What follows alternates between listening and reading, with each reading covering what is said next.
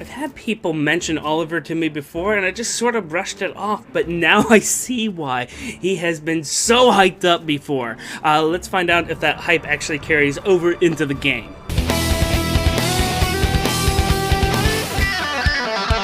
It doesn't. Artwork aside, it doesn't. I mean, ugh, it's terrible. It's terrible. Just look for yourself. Let's get his digits. A BST of 151. That's incredible. We also see that he has 42 hit points. That's great for a mage. We see that he has 34 resistance. It's great for a unit in Fire Emblem Heroes. Now we take a look at that speed. That's terrible. That's an abysmal speed, especially compared to what we've been getting from heroes in this particular sphere. I mean, even Odin has a much faster speed than this. And 32 attack is also not as good in this arena unless you are comparing him to Odin.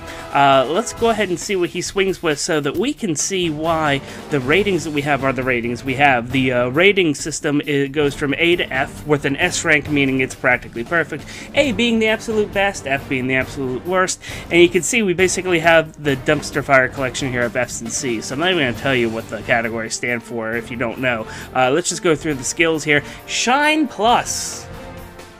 That's what it does. That's all it is. It's just a weapon. It's refinable, so you'll be able to patch it up and be able to give him a little bit of extra oomph, but that's about it. Blazing Light. I love the Blazing series of AoEs. They deal extra damage whenever they're at their highest tier compared to other AoEs. They don't have that nice expanded format, but hey, it works out rather well. And getting them through Grand Hero battle units is pretty much your only option anyway. So this is what we're dealing with here. I'm going to go ahead and skip over the A slot because who cares about Mirror Strike? We're going to go ahead and talk about Attack Ploy. This is also another thing that IS has done already, giving us a Grand Hero battle unit that lets us get Attack Ploy on it. So honestly, if nothing else, Oliver is pretty good fodder. And real quick, I want to talk about one thing that's really bothering me with him, and it is the fact that he has such terrible scores compared to others in the meta. Let's take a look at 3 heroes that are very prominent on our screen right now. Micaiah and Delthea, and right in the middle is Lute. Now here's the deal, is that one of them has a higher resistance than what Oliver has. One has exactly the resistance, and the other one has a much lower, comparatively 31 resistance, but all 3 of these are very tanky when it comes to magic, and Oliver should be able to do that too. As a matter of fact, Oliver has more hit points than all 3 of these girls, so that is one good thing. But the fact that Oliver's speed is really, really low, the fact that there's only a handful, quite literally, of heroes that are slower than Oliver means that all these girls on the screen are going to be able to actually tank hits, whereas Oliver can't. So that's a twist.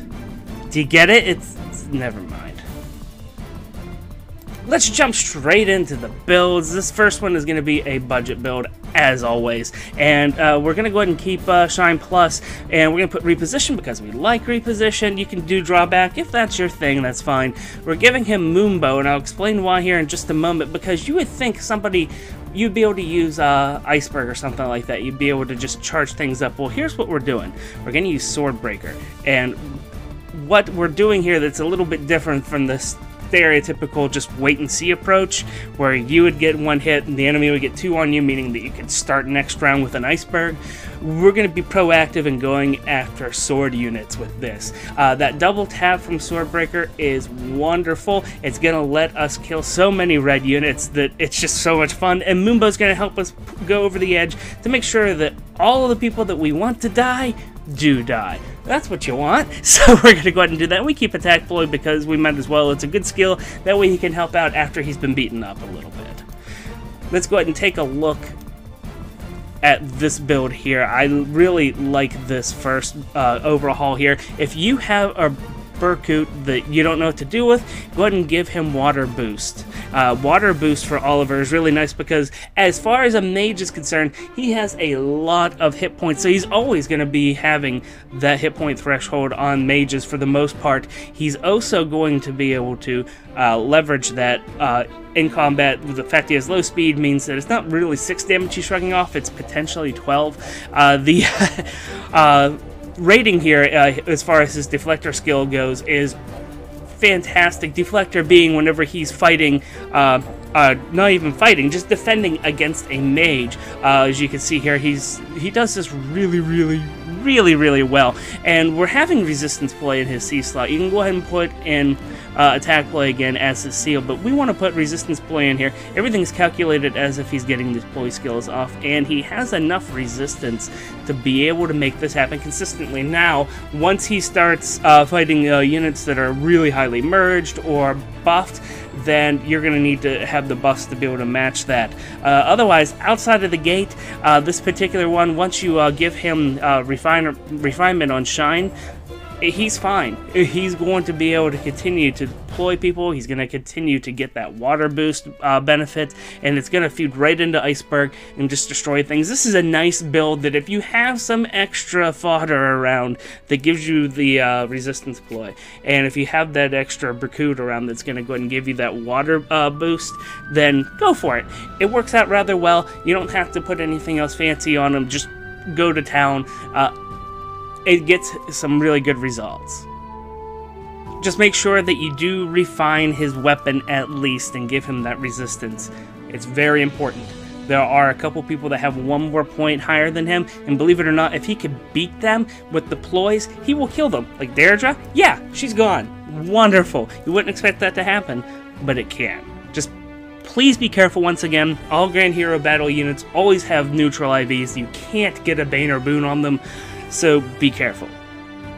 Now let's get into something that's a little bit more complete as far as an upgrade goes. We're going to talk about Raven Tomes. Usually whenever you have a mage that you can't seem to get enough umph out of, specializing with them is the best option. And you know what? Wolf Tome just doesn't cut it for him. So we're going to go ahead and use a Raven Tome. Now with this Raven Tome setup, everything is pretty vanilla here, but I do want to talk about the fact that he has Fury on him. Fury is very important for this particular build. If you try to do Triangle Adept, he actually just loses so many fights that he shouldn't be losing, and it's stupid. So give him Fury, give him Quick Riposte, that's basically the norm there. Go ahead and keep his attack play, he's going to go ahead and devastate all kinds of things, and Iceberg is a wonderful special so that he could go ahead and have that big retaliatory hit and come the second round. Let's go ahead and talk about one thing here before I start showing you the matchups in the DPT, Deltran's PvP threats. I'm only showing a deflector score, which is him defending against mages. I'm not showing a score here, which is wall, for whenever he's defending against melee units. And there's two reasons. One, that score is going to be stupid low, because he's not going to be able to actually withstand the assault from the normal units. And second of all, you know what, let's just go to the DPT. So over here we're going to see that whenever he initiates, he gets 3 wins, 10 losses, 8 wins, 17 losses whenever he's initiated on. This is not that great a score, but to be quite frank with you, this is very similar to what an unbuffed male Robin does once you start tweaking him out a little bit. This also assumes that we have the ploys working, so keep that in mind.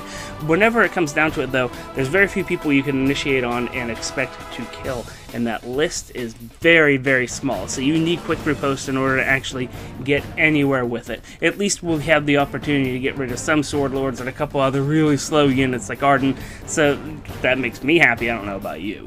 As far as what we take whenever we are catching things, here's where all of our bow units are, but the thing is that they can quickly outpace us once they start getting buffs.